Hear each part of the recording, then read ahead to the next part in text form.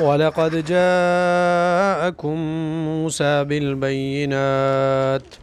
سورہ بقرہ آیت نمبر 92 ہے، اور اس آیت میں اللہ تعالیٰ یہ بات بیان کر رہے ہیں کہ موسیٰ علیہ السلام نہایت واضح دلائل اور معجزات لے کر آئے تھے جو ان کی نبوت اور رسالت کو ثابت کرنے کے لیے کافی تھے،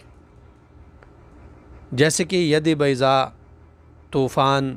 عصا، پتھر سے پانی اور نہروں کا نکل جانا، دریا کا پھٹ جانا، فرعون اور اس کی قوم پہ قحط سالی کا آنا، اور ان کے کھانوں میں خون کا اکسیر بن جانا، مینڈک وغیرہ کا عذاب، اور اس کے ساتھ ساتھ جیسے ٹڈے جو ہے وہ فرعونیوں کے فصلوں پر مسلط کی گئے، نباتات پر آنے والے جوؤں کی آفت، من و سلوا، اور پہاڑ کو ان کے سر پر سائبان کی طرح اکھڑا کرنا، ایک مرے ہوئے انسان کو پھر سے زندہ کرنا، 70 لوگوں کو مارنا اور ان کو پھر سے زندہ کرنا، اور کئی اور سارے معجزات موسیٰ علیہ السلام لے کر آئے تھے۔ لیکن اتنے سارے معجزات کے ہونے کے باوجود بنی اسرائیل اور یہودیوں نے اللہ سبحانہ و تعالیٰ کو چھوڑ کر ایک بچھڑے کی عبادت کی۔ تو اللہ تعالیٰ اس آیت میں یہی بات بیان کر رہے ہیں۔ اللہ تعالیٰ فرماتے ہیں وَلَقَدْ جَاءَكُم مُوسَى بِالْبَيِّنَاتِ ثُمَّ اتَّخَذْتُمُ الْعِجْلَ مِن بَعْدِهِ وَأَنْتُمْ ظَالِمُونَ، اور تمہارے پاس موسیٰ صریح معجزے لے کر آیا، پھر تم نے اس کے بعد بچھڑے کو معبود بنا لیا اور تم ظالم تھے۔ اس آیت میں سب سے پہلی بات جو اللہ متعال نے ذکر کی ہے وہ بنی اسرائیل کی سفاہت اور جہالت ہے کہ اللہ کریم نے ان کو ان کی ہدایت کے لیے موسیٰ علیہ السلام کو اتنے معجزات دیے کہ وہ معجزات موسیٰ علیہ السلام کی نبوت اور رسالت کو ثابت کرنے کے لیے اور ان کی ہدایت کے لیے بالکل کافی تھے، بلکہ زیادہ تھے۔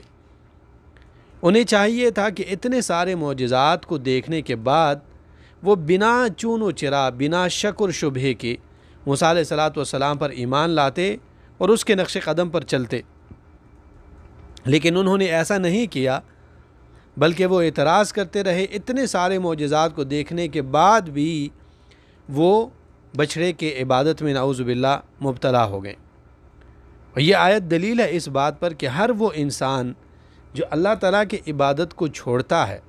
اور غیر اللہ کی عبادت میں لگ جاتا ہے وہ انسان سفیہ ہے، وہ انسان ناسمجھ ہے۔ اور اگر آپ تاریخ کی کتابیں دیکھیں تو آپ کو بڑے عجیب عجیب واقعات نظر آئیں گے کہ لوگوں نے اللہ تعالیٰ کو جب چھوڑا ہے اور دوسری چیزوں کی عبادت شروع کی ہے تو انہوں نے کیسے کیسے چیزوں کی عبادتیں کی ہے،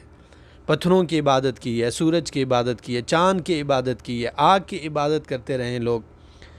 اور بہت ساری چیزوں کی عبادت کی، جو کہ واضح دلیل ہے کہ ہر وہ انسان جو اللہ تعالیٰ سے اپنے تعلق کو ختم کر دیتا ہے اور غیر اللہ کے ساتھ تعلق جوڑ دیتا ہے، اس انسان کا عقل جو ہے وہ برقرار نہیں رہتا۔ اور میں نے پہلے بھی یہ بات ذکر کی تھی کہ مشرکین عرب اپنے لیے معبود بنایا کرتے تھے کھجوروں سے، جب سفر پہ جاتے، جب ان کو بھوک لگتی تو اپنے ہی معبود کو واپس کھا جاتے۔ اور راشد السلمی، یہ ایک صحابی جو کہ پہلے مشرک تھے، ان کا ایک معبود تھا جس کے وہ عبادت کرتے تھے۔ ایک دن انہوں نے دیکھا کہ ایک گیدڑ آتا ہے اور وہ اس معبود کے اوپر پیشاب کر کے چلا جاتا ہے، تو راشد السلمی کے دل میں یہ بات بیٹھ جاتی ہے کہ ایسی چیز کیسے معبود بن سکتی ہے۔ تو وہ کہتے ہیں کہ عرب یبول الثعلبان برأسہ، کیا وہ بھی رب بن سکتا ہے جس کے سر پہ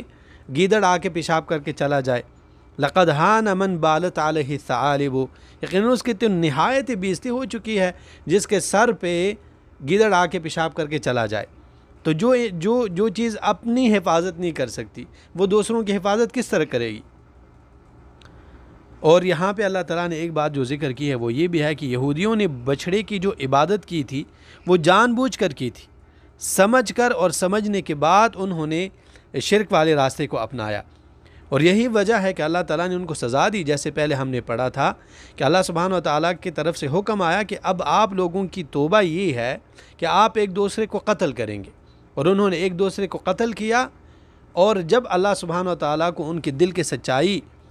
معلوم ہوئی، جو کہ اللہ تعالیٰ پہلے سے جانتے تھے، لیکن جب انہیں پتہ چلا اور جو ان کو حکم تھا اللہ کی طرف سے، جب انہوں نے اس حکم کی تعمیل کی، تو اللہ سبحانہ و تعالیٰ نے ان کے توبے کو قبول فرمایا۔